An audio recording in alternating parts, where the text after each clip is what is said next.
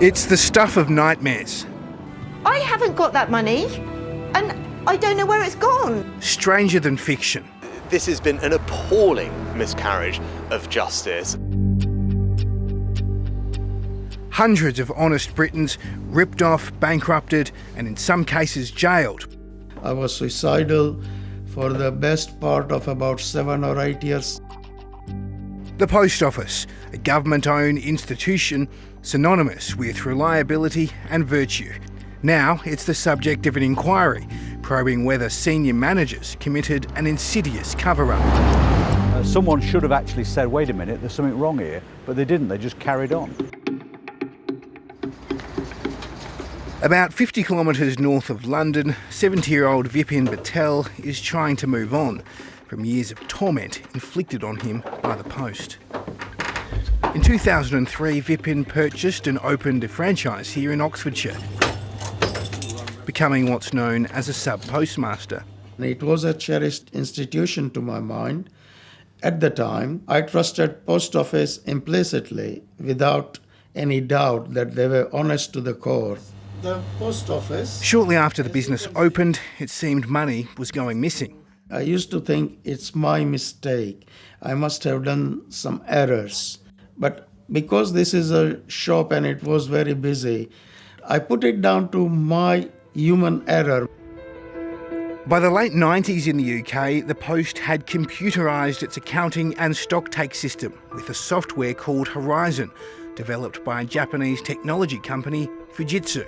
So the initial design was to ensure that when people come in to withdraw the state pension, that payment gets paid. Over the counter, you will sell stamps, you will take in parcels and charge for those parcels. So relatively simple transactions. It was supposed to bring the Post into the modern age, but it quickly started causing headaches for hundreds of sub-postmasters. Major shortfalls started in around 2008, and I had reported them, and nothing was done about it. So it was about that time I realized there was something wrong with computers. The Horizon screen was here. Yeah, the processor was down on the floor. There was a keyboard. And the Post Office said he was ultimately responsible, asking him to pay back the money or risk being prosecuted. How much of your own money did you put back into the system that you didn't have to? More than £75,000. First I put in £10,000 in 2008. Then I had to cash in my Royal Mail pension, and I had to sell my wife's gold, and had to borrow £10,000 from my sister to make the books balance. He's got to tell the inquiry the whole truth. But evidence heard at an inquiry suggests that when Vipin was paying thousands to balance the books, the Post was already aware of bugs in the software. Jason Coyne forensically investigates IT systems.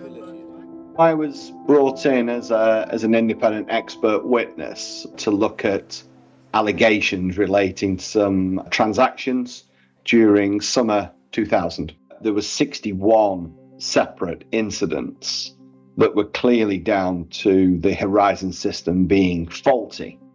But according to Jason, nothing was done with his report, and by 2011, the Post Office was as aggressive as ever, tracking down postmasters it accused of stealing from them. So I just went for the interview.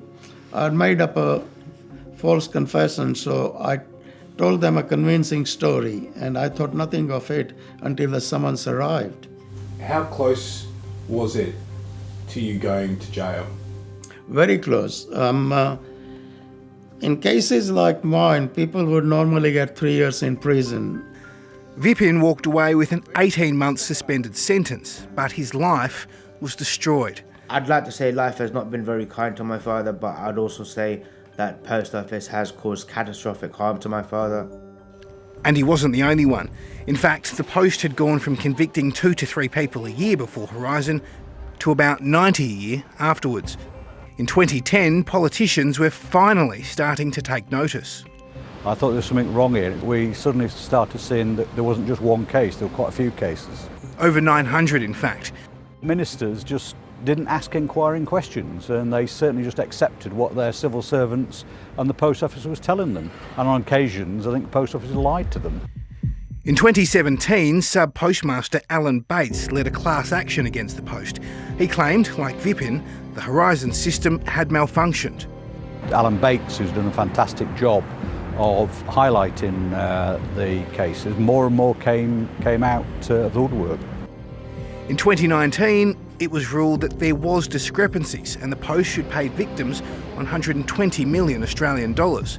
This has been the result of many years' work to achieve justice for over 550 people. But the post didn't have to admit liability, and due to legal costs, many victims are still not better off.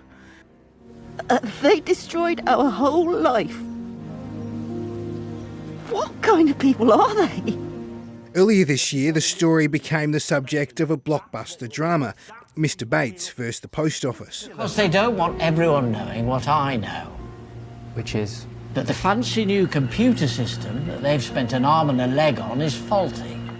UK Prime Minister Rishi Sunak announced shortly after the program that victims would be swiftly compensated and exonerated. There'll be a new bill which will provide victims about 150,000 Australian dollars, but it's not yet clear when they'll be paid. MP Kevin Jones is on the advisory board for the compensation scheme. We've got to make sure that those compensation payments are speeded up. We have a meeting next week actually to make some suggestions exactly how that should happen, because the sad thing is people are dying waiting for compensation. So the Post Office inquiry gets underway again in just a few minutes' time. Let's cross. Vipin Patel is fully aware that he may never see justice, but he and others are eager for this to act as a cautionary tale. I never thought computer could make mistakes. The thought never crossed my mind. I feel my life has been wasted because to date I've spent 37 years working with the post office or having difficulties for their actions.